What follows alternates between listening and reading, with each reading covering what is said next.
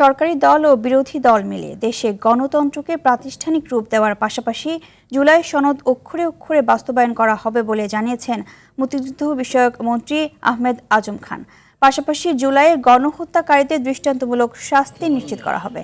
সকালে নগরীর পাবলিক লাইব্রেরির বিপরীতে নবনির্মিত জুলাই স্মৃতিস্তম্ভে শ্রদ্ধা নিবেদন শেষে তিনি এইসব কথা বলেন। মন্ত্রী আরও বলেন, জুলাইয়ের গণঅভ্যুত্থানের চেতনাকে ধারণ করে এবং শহীদদের প্রতি সম্মান জানিয়ে একটি সমৃদ্ধ ও গণতান্ত্রিক বাংলাদেশ গড়ে তোলার প্রত্যয় ব্যক্ত করেছে সরকার। জুলাই মাসের আন্দোলন ও আবু সাইদ ওয়াসিম সহ প্রায় ১৪০০ মানুষের আত্মত্যাগের মধ্য দিয়ে দেশে গণতন্ত্র পুনরুদ্ধার সম্ভব হয়েছে বলেও মন্তব্য করেন তিনি।